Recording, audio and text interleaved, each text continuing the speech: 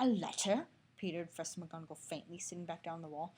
Really, Dumbledore, you think you can explain all this in a letter? These people will never understand him.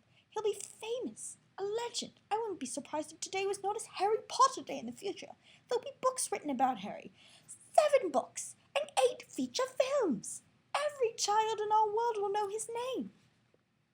Exactly, said Dumbledore, looking very seriously over the top of his half-moon glasses. It would be enough to turn any boy's head. Famous before he can walk and talk. Famous for something he won't even remember. Can't you see how much better off he'll be growing up away from all that until he's ready to take it? Professor McGonagall opened her mouth, changed her mind, swallowed, then said, Yes, you're right, of course. But how was the boy getting here, Dumbledore? She eyed his cloak suddenly, as though she thought he might be hiding Harry underneath it. Hagrid's bringing him. You think it wise to trust Hagrid with something as important as this? I would trust Hagrid with my life, said Dumbledore. I'm not saying his heart isn't in the right place, Professor McGonagall grudgingly, but you can't pretend he's not careless. He does tend to... What was that? A low rumbling sound broke in the silence around them. It grew steadily louder as they looked up and down the street for some sign of a headlight. It swelled to a roar as they both looked up at the sky, and a huge motorcycle fell out of the air and landed on the road right on top of them. Oh, in front of them. Sorry, it says in front of them. Sorry. If the motorcycle was huge, it was nothing to the man sitting astride it. He was almost twice as tall as a normal man, at least 5 times as wide. He looked simply too big to be allowed, and so wild. Long tangles of bushy black hair and beard hid most of his face. He had hands the size of trash can lids, and his feet in their leather boots were like baby dolphins. In his vast, muscular arms, he was holding a bundle of blankets. Hagrid, said Dumbledore, sounding relieved. At last. And where did you get that motorcycle? Borrowed it, Professor Dumbledore, sir, said the giant, climbing carefully off the motorcycle as he spoke. Young Sirius Black lent it to me. I've got him, sir. Harry, not Sirius. No problems, were there? No, sir. House was almost destroyed, but I got him out all right before the muggles started swarming around. He fell asleep as we was flying over Bristol. Dumbledore and Professor McGonagall bent forward over the bundle of blankets. Inside, just visible, was a baby boy, fast asleep. Under a tuft of jet black hair over his forehead, they could see a curiously shaped cut, like a bolt of lightning. Is that where... whispered Professor McGonagall. Yes, said Dumbledore. He'll have that scar forever. Couldn't you do something about it, Dumbledore? Even if I could, I wouldn't. Scars can come in handy. I have one myself above my left knee that is a perfect map of the London Underground. I'd like to hear that story. How Dumbledore got a scar that's a perfect map of London Underground. That sounds like that'd be interesting. Anyway.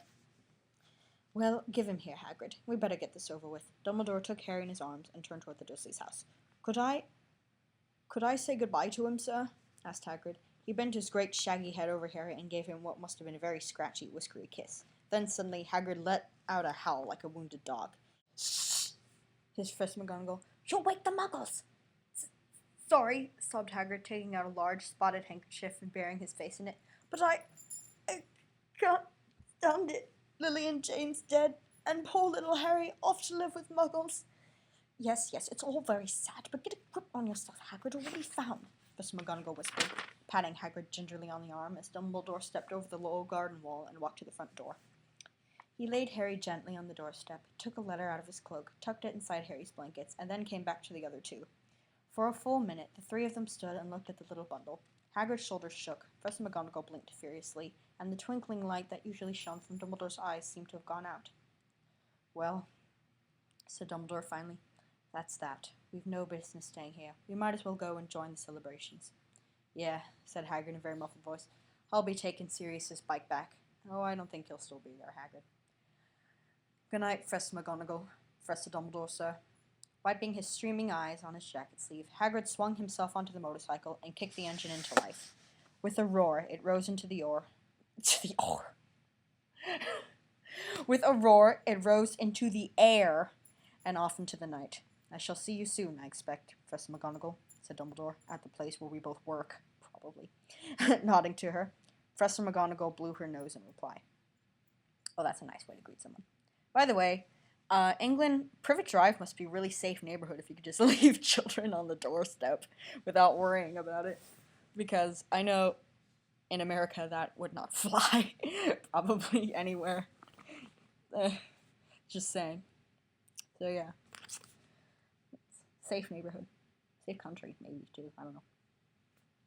Dumbledore turned and walked back down the street. On the corner, he stopped and took out the silver put outer. What a dumb name that is. He clicked it once, and 12 balls of light sped back into the street lamp so that Privet Drive glowed suddenly orange, and he could make out a tabby cat slinking around the corner at the other end of the street. He could just see a bundle of blankets on the top step of number 4. Like I said, safe neighborhood. Good luck, Harry, he murmured. He turned on his heel, and with a swish of his cloak, he was gone.